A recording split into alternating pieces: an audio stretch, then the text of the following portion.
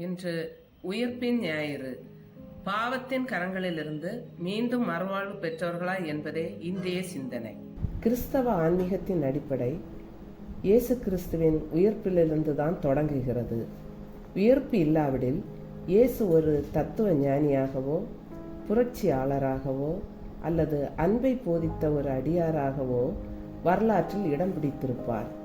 உயிர்ப்புதான் அவரை மனித மகன் என்னும் நிலையிலிருந்து இறைமகன் என்ற நிலைக்கு சந்தேகம் இல்லாமல் உயர்த்தியது. இயேசு படுகொலை செய்யப்பட்டவுடன் அவருடன் இருந்த சீடர்கள் எல்லாரும் திசை கொண்டாய் தலை தெறிக்க ஓடினர்.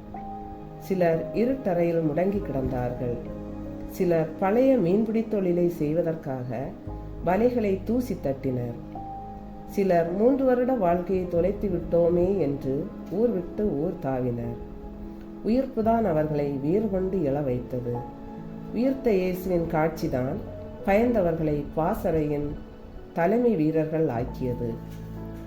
ஒரு வேலைக்கார பெண்ணிடம், இயேசுவா, அவர் யார், எனக்கு தெரியவே தெரியாது என்று பயந்து பதிலளித்த பேதுரு, அரசவையில் உயிர்த்த இயேசுவின் சாட்சி நான் என சான்று பகர இயேசுவின் உயிர்ப்புதான் காரணம். இயேசுவை பிடித்ததும் பின்னங்கால் பிடரியில் பட ஓடிய சீடர்கள்தான் பின்னாளில், என்னை இயேசுவை போல சிலுவையில் அறையாதீர்கள், தலைகீழாக அறையுங்கள், தோலை உரியுங்கள் என்று சற்றும் பயமில்லாமல் மரணத்தை அரவணைத்தார்கள். உயிர்ப்பு என்பது ஒரு கொண்டாட்டம் அல்ல, அது ஒரு அனுபவம். இயேசுவின் உயிர்ப்பில் பங்கு கொள்ளவே நாம் கிறிஸ்தவர்களாக அழைக்கப்பட்டிருக்கின்றோம். இயேசுவின் உயிர்ப்பில் பங்கு கொள்வது என்பது நாம் பாவ வாழ்க்கையை விட்டுவிட்டு தூய்மையான வாழ்வுக்கு செல்வதாகும். உலக செல்வங்களில் கொண்டுள்ள பேராசையை தவிர்த்து ஆன்மீக காரியங்களுக்கு முக்கியத்துவம் கொடுக்க வேண்டும்.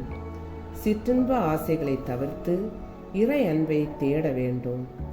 ஏழைகள், புறக்கணிக்கப்பட்டோர், விளிம்புநிலை மாந்தர் ஆகியோருக்கு முன்னுரிமை அளிக்க வேண்டும்.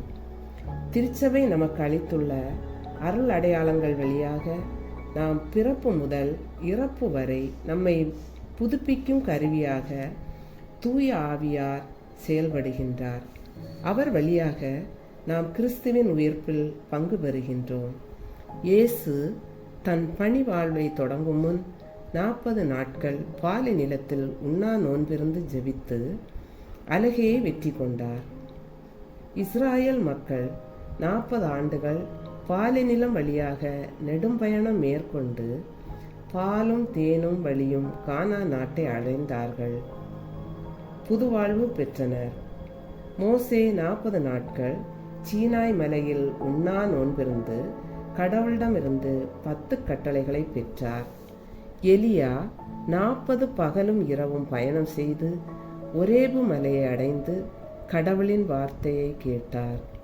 யோனாவின் எச்சரிக்கை, நினிவே நகர மக்களின் 40 நாட்கள் நோன்பினால் கடவுளின் இரக்கம் பெற்றார்கள், அழிவிலிருந்து தப்பினார்கள், புதுவாழ்வு பெற்றார்கள்.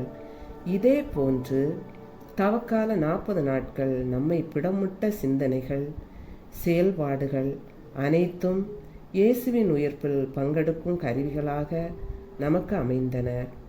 புது படைப்பாக மாறிய நாம் கிறிஸ்துவின் உயிர்ப்பில் பெற்ற சிந்தனைகளை செயல்படுத்துவோம், வாழ்வாக்குவோம். உயிர்த்த இயேசுவின் விழுமியங்களை பின்பற்றுவோம். அனைவருக்கும் உயிர்த்த இயேசுவின் பெருவிழா நல்வாழ்த்துக்கள்.